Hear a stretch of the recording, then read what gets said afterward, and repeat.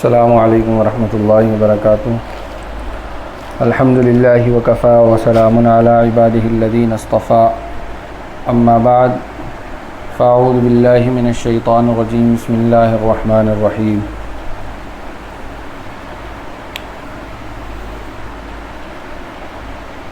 آج سے انشاءاللہ تفسیر کا آغاز ہوگا اور قرآن پاک میں جو سب سے پہلی سورت ہے جس کو ہم سورہ فاتحہ کہتے ہیں، اسی سے ہم انشاءاللہ قرآن پاک کی تفسیر کا آغاز کریں گے۔ سورہ فاتحہ کی خصوصیات اور اس کے فضائل وہ ابھی آپ کے سامنے بیان کیے جا رہے ہیں۔ سورہ فاتحہ جو ہے، اس کی پہلی خصوصیت تو یہ ہے کہ یہ قرآن اسی سے شروع ہوتا ہے،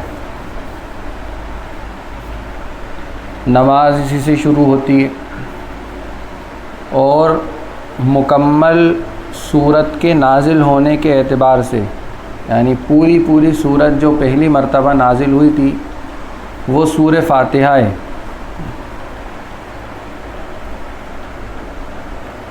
دوسری آیتیں نازل ہوئیں، دوسری صورتیں نازل ہوئیں، لیکن وہ مکمل نازل نہیں ہوئیں۔ جیسے پہلی صورت کی چند 5 آیتیں نازل ہوئی تھیں، اقرأ بسم ربک الذی خلق، یہ سب سے پہلی آیتیں ہیں،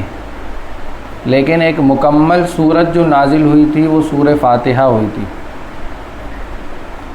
تو اس اعتبار سے اس کو پہلی صورت کہا گیا، اور قرآن اسی سے شروع ہوتا ہے، نماز اسی سے شروع ہوتی ہے۔ دوسری خصوصیت یہ ہے کہ یہ پورے قرآن کا متن ہے اور سارا قرآن اس کی شرح ہے۔ جیسے اردو کے اندر بھی ہوتا ہے، انگلش میں بھی ہوتا ہے، عربی میں بھی ہوتا ہے کہ ایک کتاب ہوتی ہے اور پھر اس کتاب کی پوری ایک تفصیل کے ساتھ ایک مطلب اس چھوٹی سی کتاب کا ایک بڑی کتاب کے اندر مطلب بیان کیا جاتا ہے، جس کو شرح کہتے ہیں۔ یعنی اس کے ایک جملے کو، ایک لفظ کو، ایک آیت کو، ایک بات کو سمجھانا، یہ اس کی شرح ہے۔ تو سورہ فاتحہ جو ہے ایک چھوٹی سی سورت ہے جس میں تقریباً 7 آیتیں ہیں، اور بہت چھوٹی آیتیں، لیکن کہا گیا ہے کہ یہ پورا قرآن اس سورہ فاتحہ کی شرح ہے۔ یعنی جو قرآن کے جو سورہ فاتحہ میں بتایا گیا ہے اس کو سمجھنے کے لیے پورا قرآن سمجھنا ضروری ہے، تب جا کے سورہ فاتحہ صحیح سمجھ میں آئے گی۔ اس کی وجہ کیا ہے؟ اس کی وجہ تو یہ ہے کہ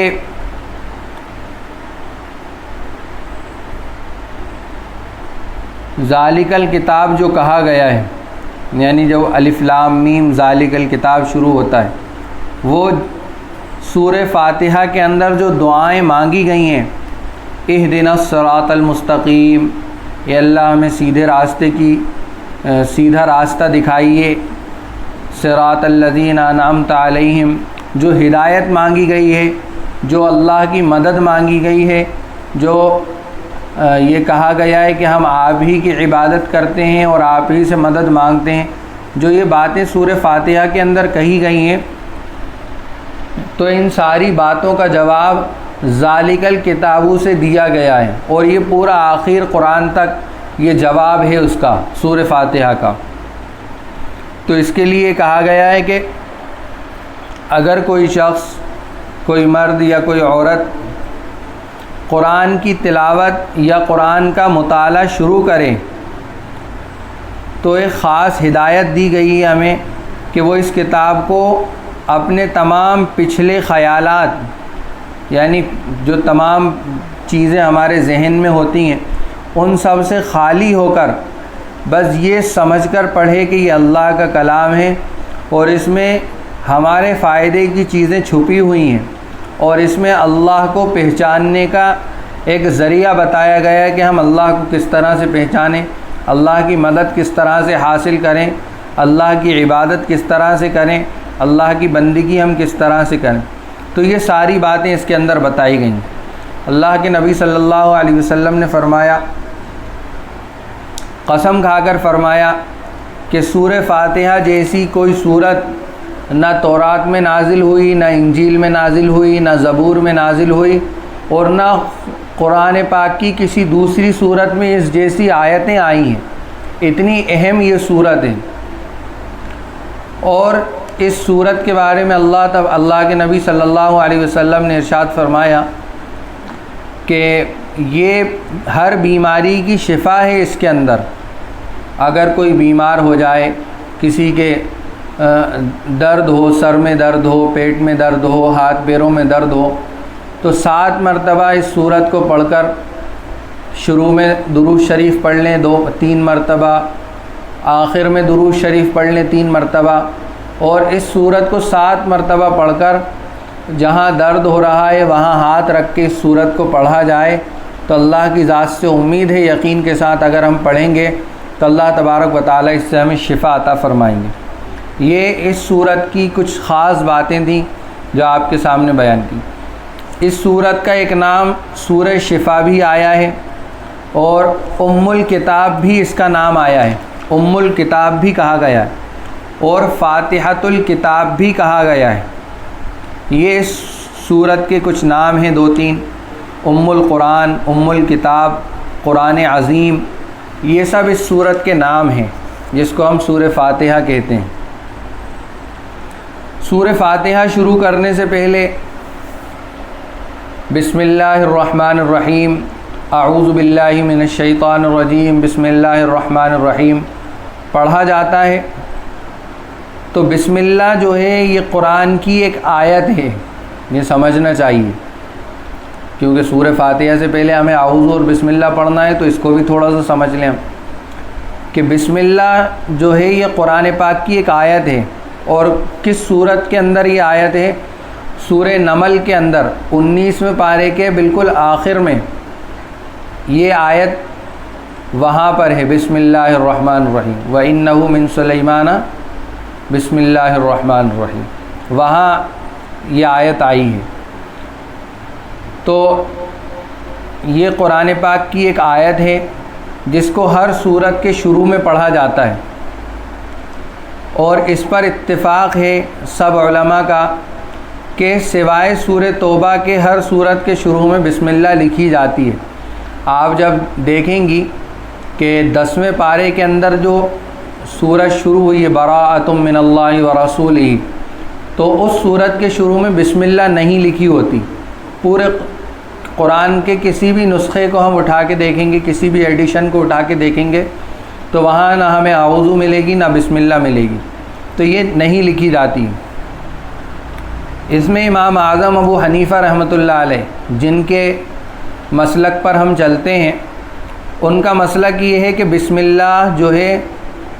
سورہ نمل کے اور کسی سورت کا جز نہیں ہے، یعنی جو ہر سورت کے شروع میں بسم اللہ لکھی جاتی ہے، جیسے سورہ فاتحہ کے شروع میں، سورہ بقرہ الف لام میم سے پہلے، یا جتنی بھی صورتیں ہیں ان سب سے پہلے جو بسم اللہ لکھی جاتی ہے، اس کا یہ مطلب نہیں ہے کہ یہ ہر سورت کا حصہ ہے۔ یہ صرف سورہ نمل جو 19ویں پارے کے اندر سورہ نمل ہے اس سورت کا حصہ ہے، باقی کسی صورتوں کا یہ حصہ نہیں ہے بسم اللہ، سب میں الگ سے لکھی جاتی ہے۔ اور یہ کس لیے ہوتی ہے؟ یہ اس لیے ہوتی ہے کہ ایک صورت ختم ہوئی ہے اور دوسری صورت شروع ہوئی ہے، تو ہمیں پتہ چل جائے کہ یہ صورت ختم ہوئی ہے اور ایک نئی صورت شروع ہوئی ہے۔ ایک بیچ میں فصل کرنے کے لیے ایک لکیر کھینچنے کے لیے کہ آپ کی ایک صورت ختم ہو چکی ہے، اب دوسری صورت شروع ہو رہی ہے، تو آپ بسم اللہ الرحمن الرحیم پڑھ کے دوسری صورت شروع کریں۔ یہ بات بھی بہت اہم تھی جو آپ کے سامنے بیان کی گئی۔ تیسری بات، تلاوت قرآن اور ہر مہم کام کو، ہر اہم کام کو بسم اللہ سے شروع کرنے کا حکم دیا گیا ہے، یعنی قرآن کی تلاوت بھی ہمیں شروع کرنا ہے تو بسم اللہ سے کریں گے، اور کوئی بھی کام کریں گے، ہم کوئی بھی اہم کام کریں گے تو اس کو بھی بسم اللہ سے شروع کریں گے۔ اس کی وجہ کیا ہے ہر کام کو بسم اللہ سے شروع کرنے کی؟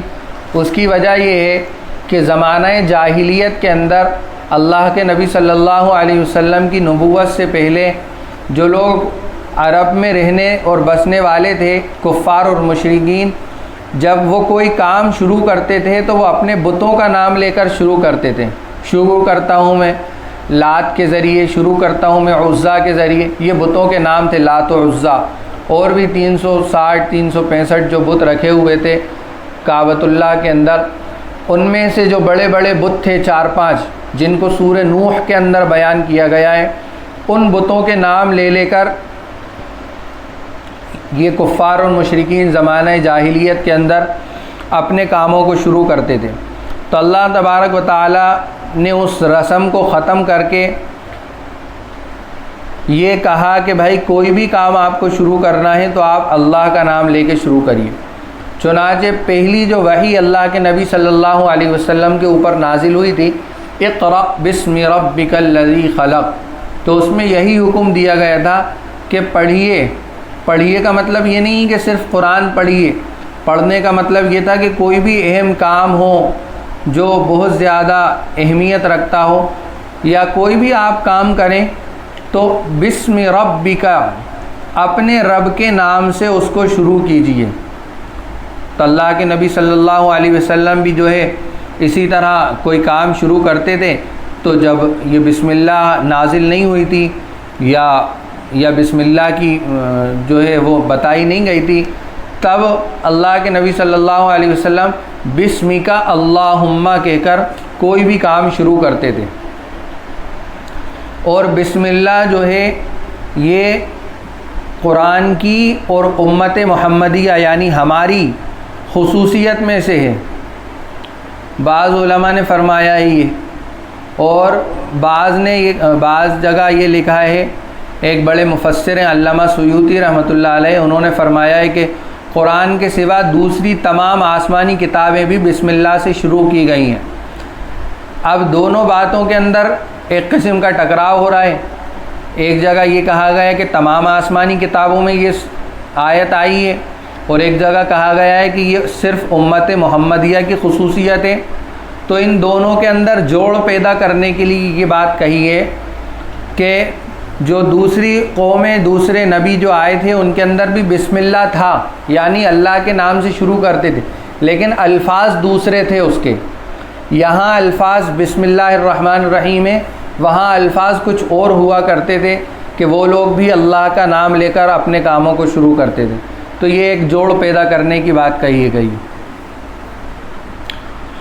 قرآن کریم میں جگہ جگہ اس کی ہدایت دی گئی ہے کہ ہر کام کو اللہ کے نام سے شروع کیا جائے۔ کوئی بھی ہم کام کریں اللہ کا نام لے کر شروع کریں۔ ایک حدیث میں اللہ کے نبی صلی اللہ علیہ وسلم نے ارشاد فرمایا کہ گھر کا دروازہ کھولو تو بسم اللہ پڑھ کر کھولو، بند کرو تو بسم اللہ کہو، چراغ جلاؤ یا بجھاؤ تو بسم اللہ کر کر جلاؤ اور بجھاؤ۔ اب چراغ یعنی موم بتی کا، کینڈل کا زمانہ نہیں ہے، اب ہم لائٹ کھول رہے ہیں، پنکھا کھول رہے ہیں، کولر کھول رہے ہیں، واشنگ مشین کھول رہے ہیں، کوئی بھی بجلی کے تعلق سے کام کرنے والی چیزیں اگر ہم ان کو کھول رہے ہیں یا بند کر رہے ہیں تو ہم اس میں بھی بسم اللہ کہہ سکتے ہیں اور کہنا چاہیے۔ یعنی ہر وقت کوئی بھی کام ہم شروع کریں اس میں بسم اللہ کہیں۔ برتن ڈھکو تو بسم اللہ کہو، کھانا کھانے، پانی پینے، وضو کرنے، سواری پر سوار ہونے اور اترنے کے وقت بسم اللہ پڑھنے کی ہدایت قرآن اور حدیث میں بار بار آئی ہے۔ یہ اللہ کے نبی صلی اللہ علیہ وسلم کا ارشاد تھا جس کو ایک حدیث کے تعلق سے بیان کیا گیا۔ چوتھی بات، ہر کام کو بسم اللہ سے شروع کرنے کی حکمت کیا ہے؟ کیوں یہ کہا گیا ہے؟ لاجک کیا ہے اس کے پیچھے کہ ہر کام کو بسم اللہ سے شروع کیا جائے؟ دیکھیے آپ، عمل کتنا سا ہے، بسم اللہ، یعنی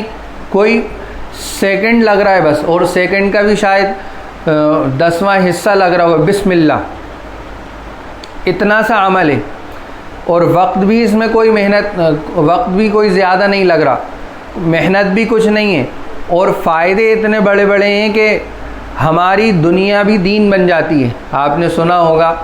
کہ اگر ہم بسم اللہ کہہ کر کوئی کام شروع کریں گے، کھانا کھا رہے ہیں بسم اللہ کہہ دیا تو وہ بھی دین بن جائے گا، وہ بھی عبادت بن جائے گا، اس پہ بھی ثواب ملے گا۔ اس لیے کہ ایک کافر بھی کھاتا ہے، اللہ کو نہ ماننے والا بھی کھاتا ہے، اور ایک اللہ کو ماننے والا مسلمان بھی کھاتا ہے، دونوں کھانا کھا رہے ہیں۔ لیکن مسلمان نے اگر اپنے لقمے سے پہلے، اپنے کھانے سے پہلے بسم اللہ کہہ دیا اور اس بات کا اقرار کیا کہ یہ لقمہ زمین سے پیدا ہونے سے لے کر پک کر تیار ہونے تک آسمان زمین، یعنی آسمان سے، زمین سے، ہواؤں سے، پانی کے ذریعے کتنی اس کو کسانوں نے اس کو بویا، پھر اس کو کاٹا، پھر اس کو جو ہے اس کا بھوسا الگ کیا اور دانہ الگ کیا، پھر وہ چکی پر گیا، اور پھر چکی پر جانے کے بعد وہ ہمارے گھر آیا، پھر اس کو گوندا گیا، پھر اس کو توے پر پکایا گیا، اس کے بعد یہ ایک لقمہ، یعنی اتنے مرحلوں سے گزرنے کے بعد کتنی آسانی سے ہمارے ہاتھ میں یہ لقمہ آ گیا ہے کہ ہمیں یہ ساری محنتیں نہیں کرنا پڑیں، نہ ہمیں کھیت جانا پڑا، نہ ہمیں پانی دینا پڑا، نہ ہمیں اس کو پیسنا پڑا، نہ کاٹنا پڑا، کچھ نہیں کرنا پڑا، ایک تیار لقمہ ہمارے ہاتھ میں آ گیا ہے۔ تو یہ کس کی قدرت ہے؟ یہ ذہن جب ہم بسم اللہ پڑھیں گے تو یہ اس نیت کے ساتھ پڑھیں گے، یہ سوچتے ہوئے پڑھیں گے، یہ نہیں کہ بس بسم اللہ پڑھ لیا اور ختم، یہ نہیں کرنا، بلکہ اس کے پیچھے اللہ نے کتنی چیزوں سے اس کو گزارا ہے، جو کام ہمارے لیے بہت مشکل تھے، اور پھر وہ تیار ہو کر ہمارے ہاتھ میں آیا ہے۔ تو اب ہم پڑھ رہے ہیں بسم اللہ، شروع اللہ کے نام سے، جس نے میرے لیے اس چھوٹے سے لقمے کو، جس کے پیچھے اتنی ساری محنتیں ہیں، آسانی کے ساتھ میرے ہاتھ میں پہنچا دیا۔ یہ ہے بسم اللہ کا مطلب، یہ ہے بسم اللہ کی حکمت، کہ ہم ہر وقت اللہ کو یاد کریں کہ سارے کام جو ہمارے سامنے ہو رہے ہیں، جو ہمارے ذریعے سے ہو رہے ہیں، جو ہمارے متعلق ہو رہے ہیں، وہ کتنی آسانی سے اللہ کروا رہا ہے، یہ ذہن ہمارا چلتا رہے ہر وقت۔ کنگا ہم نے اٹھایا، کنگا ہم کر رہے ہیں بسم اللہ، تو اب کنگا کتنی مشینوں کے اندر بنا ہوگا، کیا کیا میٹیریل اس میں لگا ہوگا، پھر وہ ہم تک پہنچا، پھر ہم اس کو آسانی سے اپنے بال سلجھانے کے لیے کر رہے ہیں۔ جھاڑو اٹھائی ہم نے جھاڑو دینے کے لیے، کس نے پیڑ سے کاٹی ہوگی درخت کو، پھر اس کو کتنی محنت اور مشقت سے بنایا ہوگا، پھر وہ بیچنے والوں کے ہاتھ پہنچا، پھر ان بیچنے والوں سے ہم نے خریدا، پھر وہ خریدنے کے بعد ہمارے ہاتھ میں بغیر محنت کے، بغیر کسی مشقت کے ہاتھ میں آ گئی، اب ہم جھاڑو دے رہے ہیں تو بسم اللہ۔ یہ سارے پیچھے ہمارے ان سب کے پیچھے ہمارا تصور ہونا چاہیے، ہمارا خیال ہونا چاہیے، ہمارا گمان ہونا چاہیے کہ یہ جو ہمارے پاس جو چیز آئی ہے کتنی آسانی سے آ گئی ہے، جبکہ اس کے پیچھے کتنی محنتیں لگی ہیں۔ کسی سواری پر ہم سوار ہو رہے ہیں، جیسا کہ ابھی حدیث کا ایک حصہ سنایا میں نے، سواری پر سوار ہوتے وقت، اترتے وقت بسم اللہ۔ پہلے تو اس کا زمانہ تھا گھوڑوں کا اور اونٹوں کا، خچروں کا، اس پہ سوار، تو کیا کسی جانور کو اپنے قبضے میں کر لینا بہت آسان ہوتا ہے؟ کتنا مشکل کام ہوتا ہے، لیکن اللہ تبارک و تعالی اپنے حکم سے، اپنی طاقت سے اس جانور کو ہمارے قبضے میں دے رہے ہیں کہ ہم جیسے چاہیں اس پر بیٹھ کر اس کا استعمال کریں۔ لیکن اس زمانے کے اندر جو سواری ہیں، چاہے 4 ویل ہو، 2 ویلر ہو، اور ٹرین ہو، جہاز ہو، جو بھی ہماری سواری ہو، جس سے بھی ہم سفر کر رہے ہیں جس وقت، تو اس وقت یہ خیال ہونا چاہیے کہ اس کے پیچھے کتنی محنتیں ہیں، کس طرح کا لوہا اور کس طرح کا مٹیریل اس کے اندر لگایا گیا، اور چلانے والے کہاں سے آئے، اس کی دیکھ بھال کرنے والے کہاں سے آئے، سیٹیں کیسے بنی، اور اس کی ونڈو کھڑکیاں کیسے بنی، اس کے دروازے ڈور کیسے بنے، کیا کیا محنتیں ہوئی ہیں، اور بس ہمیں سامنے آ کے ہمارے لگ گئی اور ہم اس پہ سوار ہو کے اب بیٹھ کے چل رہے ہیں۔ سبحان الذی سخر لنا ھذا، کہ بڑی بابرکت ہے وہ ذات جس نے سواری کو ہمارے لیے مسخر کر دیا، متعین کر دیا، مقرر کر دیا، بڑی بابرکت ہے وہ ذات۔ سبحان الذی سخر لنا ھذا، کہ ہمارا تو کوئی بس نہیں تھا کہ ہم کسی جانور کو یا کسی سواری کو اپنی محنت اور مشقت سے تیار کر کے اس پہ سوار ہو جاتے، یہ اللہ کی قدرت ہے۔ تو یہ ایک حکمت جو بتائی گئی وہ۔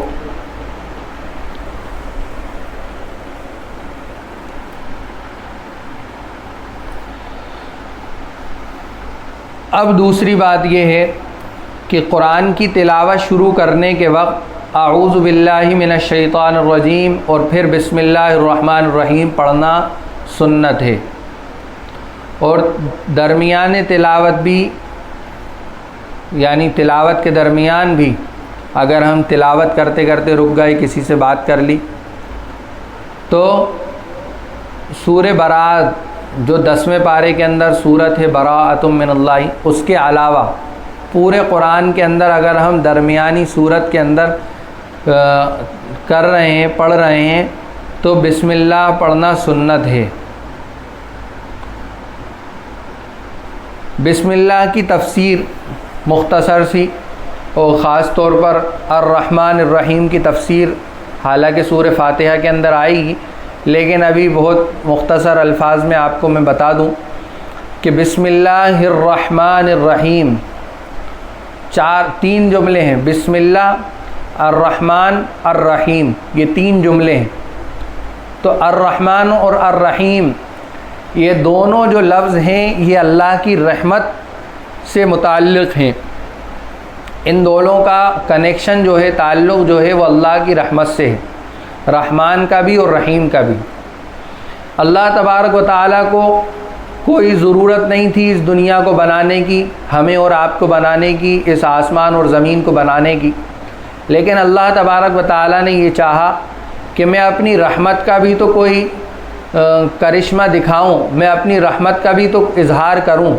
اور وہ کس کے سامنے کروں؟ تو اللہ تبارک و تعالیٰ نے اس دنیا کو وجود بخشا، ہمیں اور آپ کو اور پوری کائنات کو پیدا کیا۔ تو اللہ کے اوپر کسی نے دباؤ نہیں بنایا تھا، کسی نے پریشر نہیں بنایا تھا، اللہ کو کسی نے پریشرائز نہیں کیا تھا کہ آپ دنیا کو بنائیے اور ایسی مخلوقات بنائیے، بلکہ اللہ تبارک و تعالیٰ کی جو صفت ہے، صفت رحمت، وہ جوش میں آئی اور اللہ تبارک و تعالیٰ نے اس دنیا کو وجود بخشا۔ اب الرحمن کا مطلب کیا ہوا؟ الرحمن کا مطلب یہ ہوا کہ عامۃ الرحم، یعنی ساری کائنات، ساری مخلوقات، سارے انسان، سارے جنات، سارے پرند، سارے چرند، سارے چوپائے، ہر ایک مخلوق اللہ کے اس رحمان والی صفت کے اندر ہے، یعنی ہر ایک کے اوپر ہے یہ صفت، ہر ایک کے اوپر۔ کافر بھی اللہ کی رحمان والی صفت سے بچا ہوا نہیں ہے، اور ایک مسلمان بھی اللہ کی رحمان والی صفت سے بچا ہوا نہیں ہے، دونوں کے اوپر اللہ کی صفت رحمان ہے، جس کی وجہ سے مسلمان بھی کھا رہا ہے، کافر بھی کھا رہا ہے، مسلمان بھی پی رہا ہے، کافر بھی پی رہا ہے، جانور بھی کھا رہا ہے، جانور بھی پی رہا ہے۔ یہ صفت رحمان کا ایک کرشمہ ہے، اور ایک اللہ کا جو ایک صفت رحمان ہے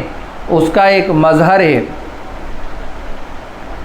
اور دوسری ہے صفت رحیم۔ رحیم کا معنی ہے تامۃ الرحمہ، یعنی عامۃ الرحمہ کا مطلب یہ ہے کہ وہ ذات جس کی رحمت سارے عالم اور ساری کائنات اور جو کچھ اب تک پیدا ہوا ہے اور جو کچھ ہوگا سب پر شامل ہو، اور تامۃ الرحمت یعنی رحیم کا مطلب یہ ہے کہ اس کی رحمت کامل اور مکمل ہے۔ ایسا نہیں ہے کہ کسی علاقے کے اندر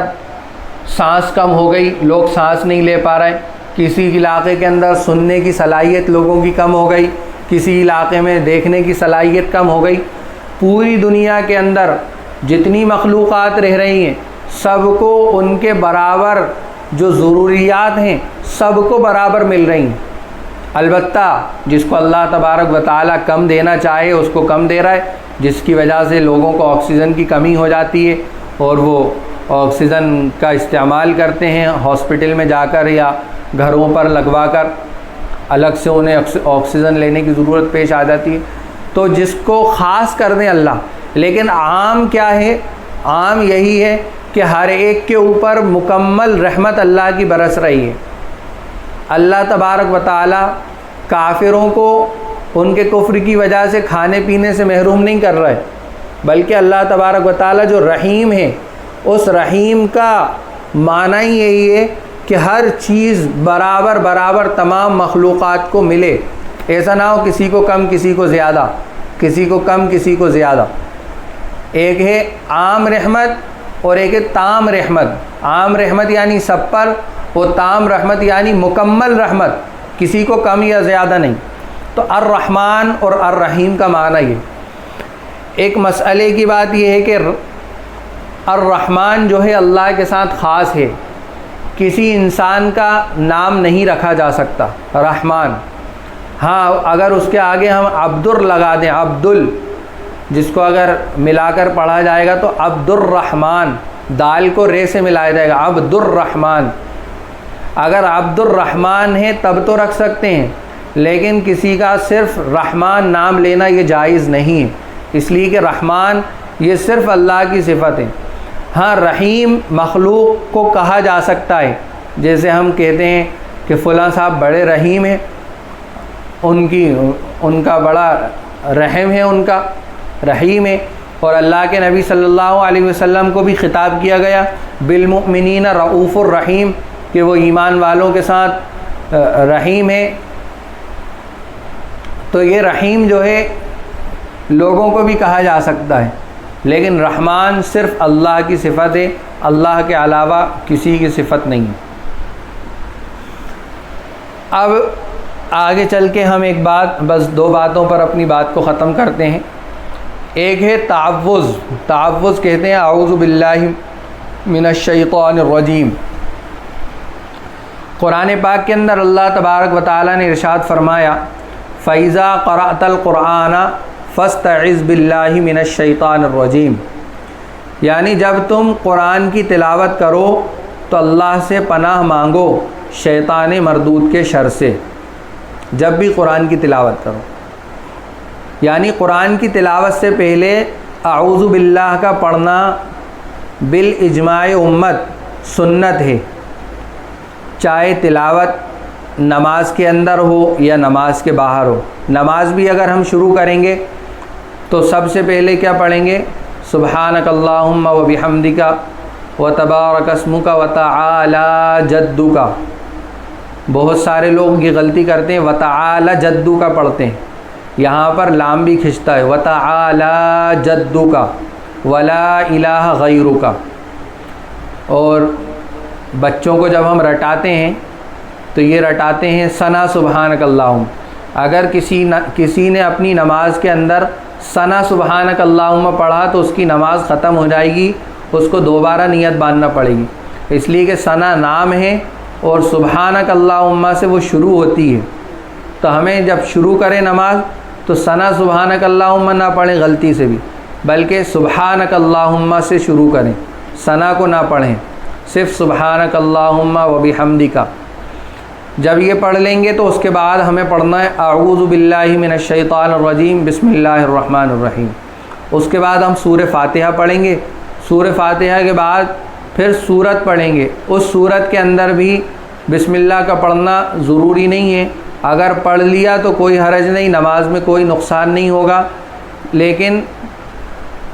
نہ پڑھیں تب بھی کوئی حرج نہیں ہے، پڑھ لیں تب بھی کوئی حرج نہیں۔ جب قرآن کی تلاوت کی جائے اس وقت اعوذ باللہ اور بسم اللہ دونوں پڑھی جائیں۔ درمیان تلاوت میں جب ہم ایک سورت ختم ہو کر دوسری سورت شروع ہو تو سورہ برات کے علاوہ ہر سورت کے شروع میں بسم اللہ پڑھی جائے گی۔ سورہ برات جو 10ویں پارے میں، جس کو میں بار بار آپ کو سمجھانے کی کوشش کر رہا ہوں، اعوذ باللہ نہیں۔ اور سورہ برات اگر درمیان تلاوت میں آ جائے، یعنی ہم تلاوت کر رہے تھے، 10واں پارہ شروع سے پڑھا ہم نے، اب بیچ میں سورہ برات آ گئی، سورہ توبہ جس کو کہا جاتا ہے وہ آ گئی، تو اس پر بسم اللہ نہ پڑھیں، اور اگر قرآن کی تلاوت سورہ برات ہی سے شروع کر رہے ہیں، یعنی وہیں سے شروع کرنا ہے ہمیں، تو اس کے شروع میں اعوذ باللہ اور بسم اللہ پڑھنا چاہیے، یہ ایسا اس میں لکھا ہے کتاب کے اندر۔ اب بسم اللہ کی جو حکمتیں ہیں، بسم اللہ کے احکام جو ہیں وہ سن لیں، انشاءاللہ بات ختم ہوتی ہے۔ بسم اللہ الرحمن الرحیم قرآن مجید میں سورہ نمل میں آیت کا ایک حصہ ہے، اور ہر دو صورتوں کے درمیان مستقل آیت ہے، اس لیے اس کا احترام قرآن مجید ہی کی طرح واجب ہے۔ بہت سارے لوگ کارڈوں کے اندر، جو شادی وغیرہ کے کارڈ ہوتے ہیں، دعوت نامے، اس کے اندر بسم اللہ لکھواتے ہیں، اور شادی کے کارڈ کی حیثیت یہ ہوتی ہے، چاہے وہ 100 روپے کا ہو، 200 روپے کا ہو شادی کا کارڈ، یا 5 روپے کا ہو یا 2 روپے کا ہو،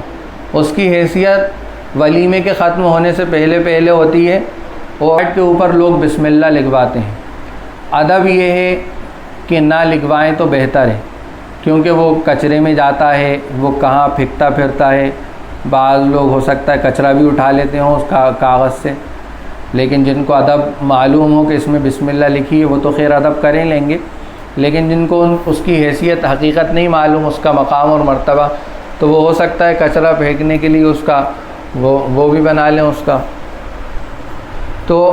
قرآن کریم کی طرح جس طرح اس کا ادب ہوتا ہے قرآن کا، اسی طرح بسم اللہ کا بھی ادب ہو۔ اس کو بے وضو ہاتھ لگانا جائز نہیں ہے، یعنی وضو کے ساتھ ہی ہاتھ لگایا جائے، اس کا بھی اتنا ادب ہو، کیونکہ وہ قرآن کا ایک حصہ ہے، سورہ نمل کی آیت ہے، اس لیے اس کا اتنا ادب بتائے۔ اسی طرح ناپاکی کے اندر بھی تلاوت کی نیت سے اگر ہم پڑھیں گے تو یہ پڑھنا جائز نہیں ہے۔ ہاں دعا کے اعتبار سے ہم پڑھ سکتے ہیں، جیسے کوئی کام شروع کر رہے ہیں، دروازہ کھول رہے ہیں، برتن ڈھانک رہے ہیں کھانے کے اوپر،